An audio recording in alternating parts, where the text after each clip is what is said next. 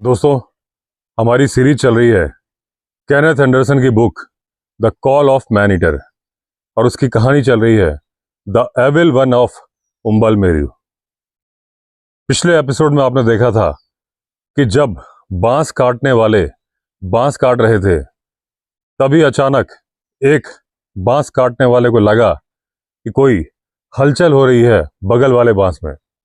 उसने मुड़ के देखा तो हरी और पीली रंग की आंखें उसे घूर रही थी, लेकिन उसे अंदाजा हो गया था कि यह टाइगर है और यह उसके ऊपर कूदने वाला है।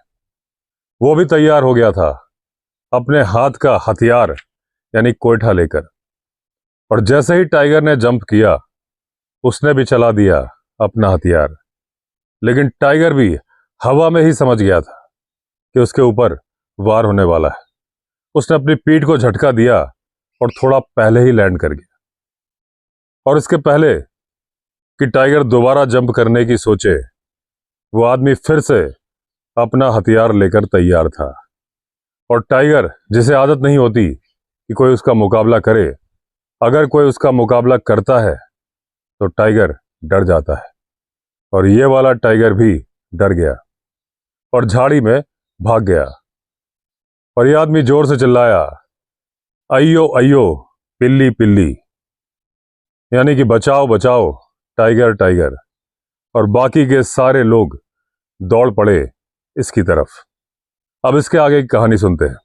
अब जो लेबरर्स थे, जो बांस काटने वाले थे, वो खुद ही चल पड़े कॉन्ट्रैक्टर की तरफ और अपनी तरफ से अपने कदम तेजी के साथ चला रहे थे ताकि इस खतरनाक जानवर से जितना दूर हो सके उतना दूर चले जाए। देव और एंडरसन थर्ड माइलस्टोन पर थे। चाय लेने के बाद ये फॉरेस्ट रेस्ट हाउस से निकले हुए थे। तभी इनको सामने से कुछ भीड़ आती दिखी जो आपस में बहुत जोर जोर से बातें कर रहे थे।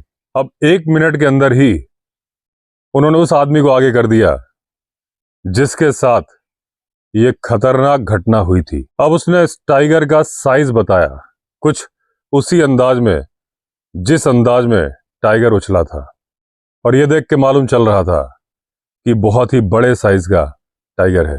अब 3:45 हो चुके थे और इन्होंने उस आदमी से कहा, जल्दी चलो क्योंकि तुम्हें मेरे और देव के साथ चलना है और मुझे वो जगह दिखानी है जहां पर टाइगर तुम्हारे ऊपर कूदा था। और ऐसा करने का एंडरसन का एक रीजन था। वो जो सच्चाई थी, वो जो बयान कर रहा था, उसको वेरीफाई करना चाहते थे कि वो जो टाइगर का साइज था या जो टाइगर की कूदने की जगह थी और जहां उसने लैंड किया, वो सब देखना चाहते थे कि जो घटनाक्रम उन्हें बताया गया है वो सच है कि नहीं। इसके पहले तक एंडरसन को जितनी भी कहानियां सुनाई गई थी वो भटकती आत्मा या एविल वन की थी, तो एक बार जानना चाहते थे कि सच में टाइगर दिखा है या कूदा है कि नहीं। और एंडरसन को मालूम था कि खाली दिमाग शैतान का घर। एक इंसान के दिमाग में कितनी कहानियां पक जाती हैं, इस बात का अंदाजा एंडरसन को था। अब उस आदमी ने कहा, क्या बोल रहे हो, मुझे वहां जाना है। मन ही मन में वो आदमी सोच रहा था कि मेरा दिमाग खराब है, क्या मेरी मौत आई है कि जो मैं इनके साथ वहां जाऊं जहां टाइगर है। लेकिन एंडरसन को वेरिफिकेशन करना था, तो वो थोड़ा कड़ाई के साथ बोले कि चलो चुपचाप।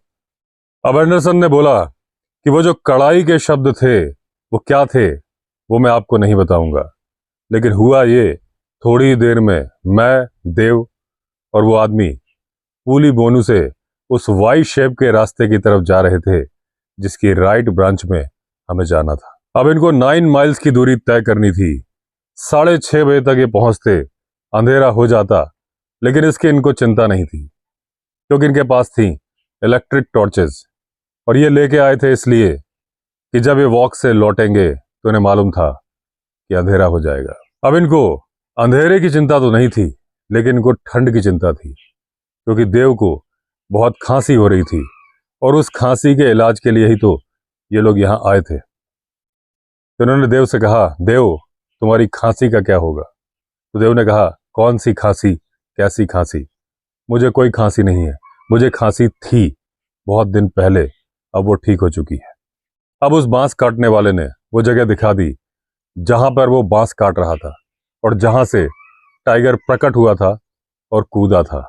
अब जब उस जगह पर उन्होंने चेक किया तो वहां टाइगर के पगमार्क थे, बहुत बड़ा। अब वो मेल था कि फीमेल ये नहीं जान पाए क्योंकि अंधेरा हो रहा था, बहुत सारे बांस की पत्तियां पड़ी थी और जिस अंदाज से वो कूदा था और लैंड किया था तो प्रॉपरली जमीन पर नहीं लैंड किया था, पत्तियों पर भी पैर पड़े थे। तो ये मालूम नहीं चल रहा था कि ये मेल है कि फीमेल है। हाँ, इतना तय था कि ये टाइगर है। अब ये एक बात जान चुके थे कि मिस्ट्री सॉल्व हो चुकी है, यहां पर कोई एविल वन नहीं है। ये जो सारी वारदात कर रहा था ये था टाइगर। बहुत ही चालाक है, बहुत ही शर्मीला है और बहुत ही डरपोक है। अब इन्होंने सोचा कि इनके पास कोई लाइव बेट है नहीं जिसको कि बांधा जाए और टाइगर को अट्रैक्ट किया जाए। पानी जंगल में बहुत सारा था, यानी पीने के पानी की कोई कमी नहीं थी। अब अगर ये वापस बंगलो जाते तो 12 मील दूर जाना होता और इनकी टॉर्च भी खत्म हो जाती। तो इन्होंने सोचा क्यों ना रात को जंगल में ही रुका जाए और जंगल में रहने का आनंद लिया जाए। अब या तो इन्हें रात को कुछ दिखाई देगा और या फिर नहीं दिखाई देगा, लेकिन इन्होंने सोचा कि जो भी ये रात होगी मजेदार होगी और उस रात से तो बेहतर होगी वो रात जो नागपेटला के फॉरेस्ट रेस्ट हाउस में सांप और चूहों की छत के नीचे बिताई जाए। अब देव बड़ा ही उत्साह से भरपूर था और वो आदमी सदमे में था। वो मन ही मन सोच रहा था पिछली बार तो बच गया, अब ना बच पाऊंगा। लेकिन वो अब ऐसी जगह फंस चुका था कि कुछ नहीं कर सकता था। या तो वो अकेला वॉक करके जाता जो कि वो कभी सोच नहीं सकता था, और या फिर इनके साथ ही रहता, कम से कम बंदूक भी है, 2 आदमी भी है। अब अगला सवाल था कहाँ बैठा जाए। तो वो जो उम्बल मेरू का तालाब था वो एक बेस्ट ऑप्शन लग रहा था। अब इन्होंने सोचा कि अंधेरा हो चला है, जल्दी से एक बेहतर प्लेस खोज लिया जाए क्योंकि आसपास बहुत सारे पेड़ भी थे और बहुत सारे बांस भी थे। अब बहुत अंधेरा हो गया था जब ये चल पड़े तालाब की तरफ। अब इतना टाइम था नहीं कि ये मचान बनाते या बैठने के लिए कोई हाइड। पास में एक बनियान ट्री था, यानी कि बरगद का पेड़, और पेड़ काफी पुराना था। अब जो बरगद का पेड़ होता है वो ऐसा पेड़ होता है जिसमें कि एरियल रूट्स होती हैं और वो रूट्स नीचे आती हैं, जमीन में घुस जाती हैं और जड़ पकड़ लेती हैं, करते करते एक तना बना लेती हैं और पेड़ और चौड़ा होता जाता है। धीरे धीरे वो पोजीशन आ जाती है कि पता ही नहीं चलता कि मेन तना कहाँ था, और ये पेड़ ऐसा ही पेड़ था।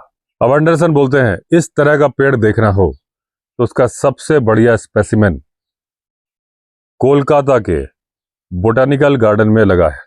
इसने इतना बड़ा एरिया कवर किया हुआ है कि ये पेड़ ही एक लैंडमार्क बन गया था और जिसकी वजह से वहां बन गया बोटानिकल गार्डन।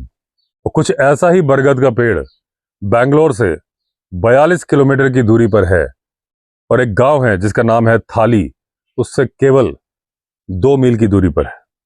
इसकी जड़ के पास एक पत्थर का मंदिर हुआ करता था।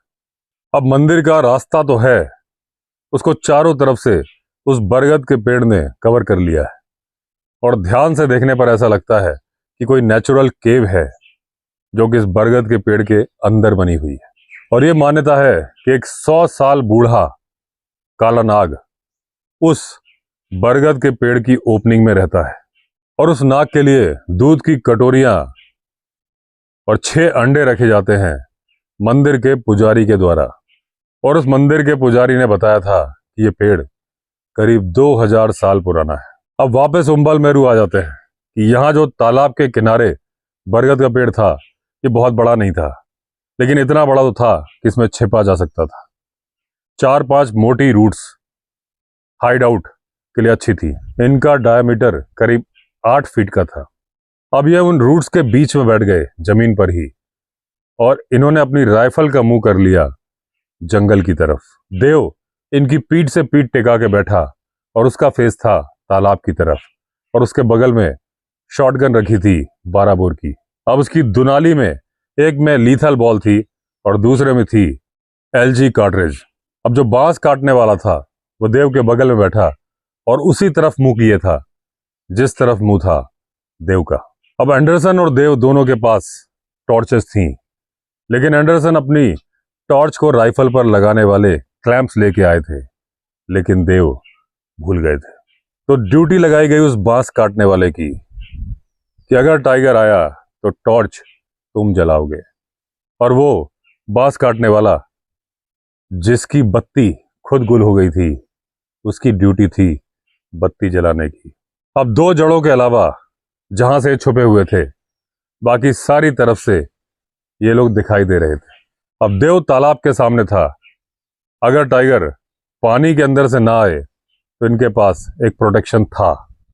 अगर टाइगर देव की तरफ आना चाहता तो उसे पानी क्रॉस करना होता, आहट होती और काफी कुछ प्रोटेक्शन था।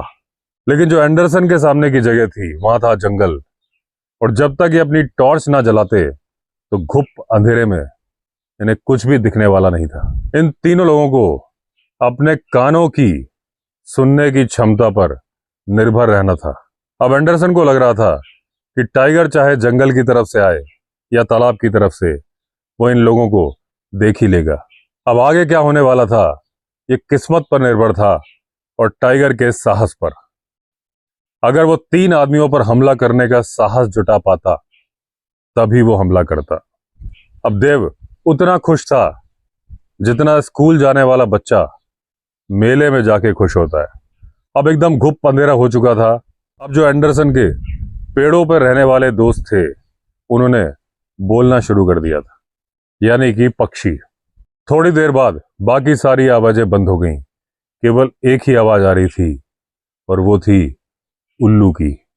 अब एंडरसन को लगा कि ये जो उल्लू है इनसे करीब करीब 1 मील की दूरी पर है और जहां से वो अपनी आवाज निकाल रहा है। अब थोड़ी देर में बड़े बड़े मेढक बोलने शुरू हो गए।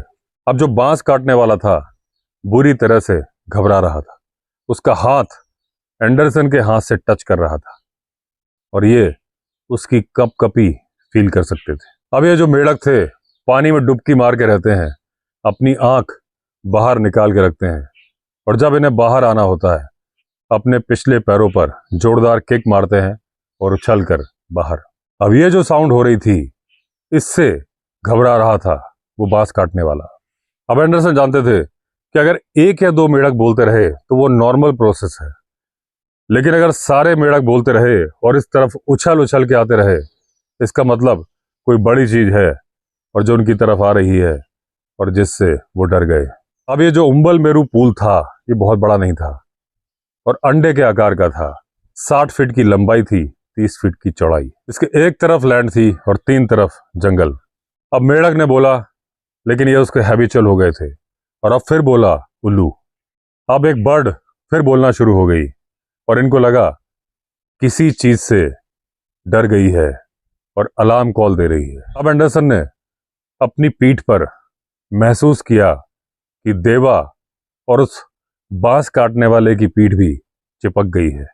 लेकिन एंडरसन समझ चुके थे कि कुछ तो आ रहा है जिसने इस बर्ड को अलर्ट किया है और 5 मिनट में यह हमारे पास आ जाएगा। अब कोई जानवर इनके पास से सरसरा के प्रकट हुआ, या तो वो नेवला था या साउथ इंडिया के जंगल में पाया जाने वाला रैटल।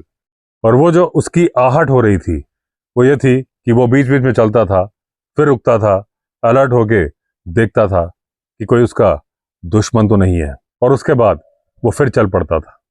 फिर इनको लगने लगा कोई जानवर आ रहा है, और इनके 2 जो साथी थे, एक देव और वो बांस काटने वाला, उनकी कोहनियां डर के मारे एंडरसन की पीठ में गड्ढा बनाए दे रही थी।